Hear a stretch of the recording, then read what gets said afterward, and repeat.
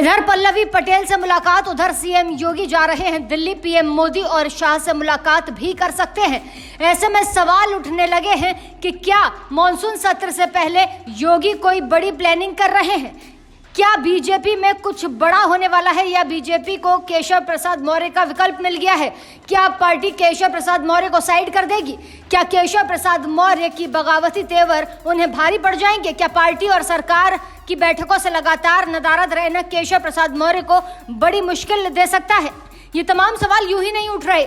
इन सवालों के उठने की वजह है वो खबर जिसने यूपी की सियासत को गरमा दिया। आखिर कैसे, चलिए हम आपको बताते हैं इस रिपोर्ट में। दरअसल पल्लवी पटेल ने सीएम योगी से मुलाकात की है। पल्लवी पटेल कौन है ये कौन नहीं जानता, लेकिन अब ये जानना मुश्किल हो गया है कि अपना दल के नेता और सपा विधायक पल्लवी पटेल कह रही हैं कि उन्होंने विधानसभा के लिए ये मुलाकात की, लेकिन जब राज्य में इतनी उथल पुथल मची है तो इस बीच इस मुलाकात के कई मायने हैं। चलिए आपको विस्तार से समझाते हैं। पल्लवी पटेल एनडीए के सहयोगी दल अपना दल से नेता और केंद्रीय मंत्री अनुप्रिया पटेल की बहन है। सबसे खास बात यह है कि पल्लवी पटेल ने ही केशव प्रसाद मौर्य को 2022 के विधानसभा चुनाव में सिराथू सीट से 12,000 वोटों से हरा दिया था। ऐसे में जब केशव प्रसाद मौर्य लगातार पार्टी कार्यक्रमों और बैठकों से दूरी बना रहे हैं, 25 जुलाई को जो बैठक हुई उसमें डिप्टी सीएम शामिल नहीं हुए। ये दूरियां इशारा कर रही हैं कि यूपी में कुछ ठीक नहीं है। भले ही वो अखिलेश के ऑफर पर पलटवार कर रही हैं, अखिलेश के साथ जाने की अटकलों को केशव खारिज कर रहे हैं, वो अपनी ही पार्टी से दूरी भी बढ़ा रहे हैं।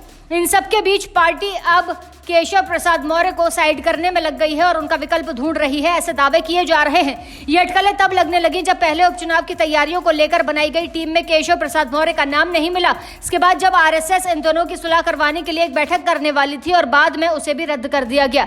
यानी माना जा सकता है कि बीजेपी की तरफ से केशव को मनाने की कोई कोशिश नहीं की जा रही। ऐसे में यह भी माना जा रहा है कि कहीं ऐसा ना हो कि पार्टी को केशव का विकल्प मिल गया है। कहीं ऐसा तो नहीं कि पल्लवी पटेल भारतीय जनता पार्टी का दामन थाम ले। अगर ऐसा हो गया तो पिछड़े वर्ग से आने वाली पल्लवी पटेल बीजेपी में केशव प्रसाद मौर्य की काट बन सकती हैं। पल्लवी पटेल उत्तर प्रदेश में बड़े पिछड़े चेहरे पर भी देखी जाती हैं, क्योंकि यूपी में बड़े इलाके में वोट बैंक की पल्लवी पटेल की कड़ी पकड़ है। उसका असर यह भी है कि विधानसभा चुनाव में यह देखने को मिला। पल्लवी पटेल विधानसभा चुनाव 2022 में अखिलेश यादव की समाजवादी पार्टी के साथ थी। उन्होंने कौशाम्बी लोकसभा क्षेत्र की सिराथू विधानसभा सीट से केशव प्रसाद मौर्य को 12,000 वोटों से हरा दिया था। अब सवाल यह भी कि आखिर ऐसी अटकलें क्यों लग रही है, क्यों कहा जा रहा है कि पल्लवी एनडीए का दामन थाम सकती हैं, अखिलेश यादव की समाजवादी पार्टी से अलग हो सकती है?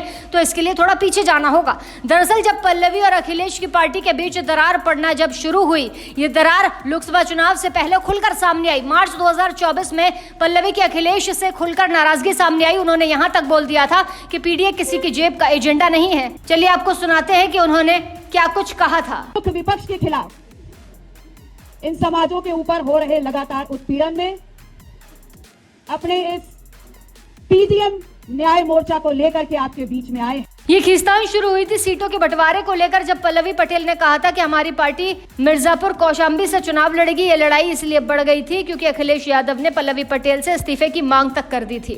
दरअसल 2022 के विधानसभा चुनाव में सिराथू में सपा के सिंबल पर ही पल्लवी पटेल ने चुनाव लड़ा था। इसके बाद जब सीटों पर पेच फंसा तो पल्लवी ने लोकसभा चुनाव में अलग लड़ने का ऐलान भी कर दिया था। चलिए आपको सुनाते हैं उन्होंने क्या कुछ कहा था। वो इस बात को प्रमाणित करें कि हम उनका हिस्सा हैं कि नहीं है। जिस पिछड़े दलित शोषित समाज को लेकर के वो आगे साधने का काम कर रहे हैं, वो इस बात का प्रमाण दें। और लोकसभा चुनाव 2024 में पल्लवी पटेल ने अखिलेश यादव से अलग होकर असदुद्दीन ओवैसी की पार्टी के साथ चुनाव लड़ा था। हालांकि उनको कोई खास सफलता नहीं मिली। ऐसे में अब ये माना जा रहा है कि पल्लवी पटेल एनडीए से हाथ मिला सकती हैं, जो केशव प्रसाद मौर्य की मुश्किलें बढ़ा सकता है। बहरहाल इधर पल्लवी पटेल से मुलाकात, उधर सीएम योगी दिल्ली जा रहे हैं। पीएम मोदी और शाह से मुलाकात भी कर सकते हैं। ऐसे में सवाल उठना तो तय है कि मॉनसून सत्र से पहले योगी कोई बड़ी प्लानिंग कर रहे हैं। अब ये तो वक्त ही बताएगा कि आखिर योगी की प्लानिंग क्या है। ऐसी ताज़ा तमाम बड़ी अपडेट्स के लिए आप देखते रहें अपना उत्तर प्रदेश।